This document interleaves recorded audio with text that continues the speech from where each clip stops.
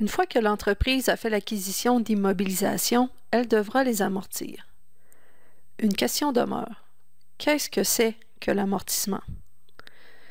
Voilà la question à laquelle nous tenterons de répondre dans cette vidéo. À compter du moment où une IMO commence à être utilisée dans l'exploitation de l'entreprise, une partie de son coût d'utilisation doit être passée à la charge pour chaque période.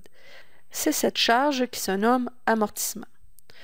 Donc, l'amortissement est en fait une répartition du coût d'utilisation sur la durée de vie utile de l'IMO. Prenons un exemple où une entreprise achète une machine pour son usine. Elle devra comptabiliser le coût d'acquisition dans son compte équipement. Supposons que la machine coûte 20 000 $. Au cours de l'exercice, on détermine que la charge d'amortissement, donc la portion utilisée de l'équipement, est de 5 000 $. Nous devrons donc soustraire 5 000 $ de l'actif pour le passer à la charge. On peut donc dire qu'à la fin de l'exercice, l'équipement a une valeur de 15 000 $ et une partie de son coût est passée à la charge. La charge se nomme amortissement. Quant à la diminution de valeur de l'actif, elle ne sera pas comptabilisée dans le compte équipement, elle sera plutôt comptabilisée dans le compte amortissement cumulé de l'équipement.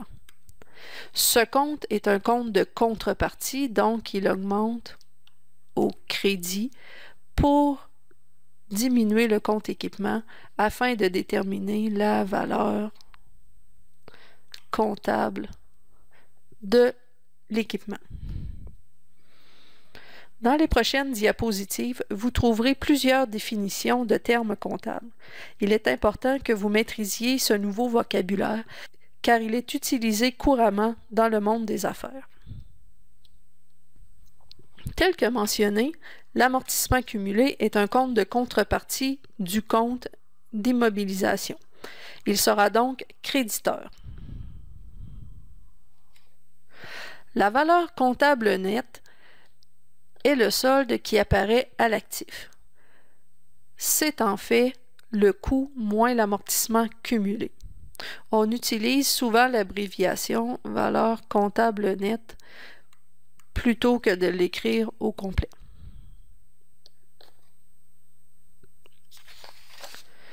Qu'est-ce que la durée de vie utile?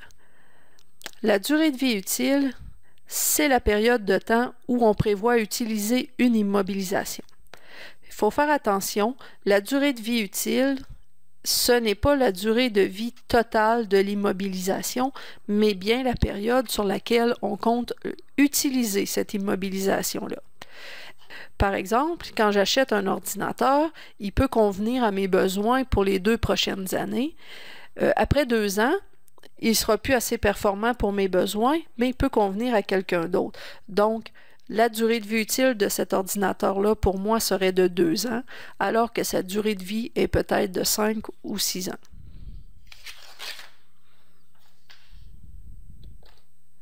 Voici 2 autres définitions essentielles quand on parle de l'amortissement. Nous aurons besoin de déterminer la valeur résiduelle d'une immobilisation. Cette valeur résiduelle, c'est le montant qu'on estime pouvoir récupérer lorsque l'on vendra l'IMO à la fin de sa durée de vie utile. Dernière définition, c'est montant amortissable. Le montant amortissable, c'est le montant de l'IMO que nous passerons à la charge.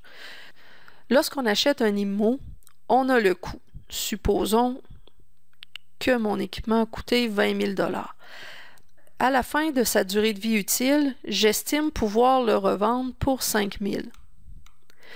La portion qui pourra être passée en charge d'amortissement sera donc de 15 000 $.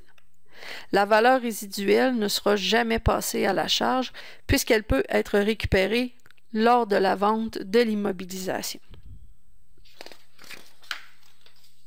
À bientôt!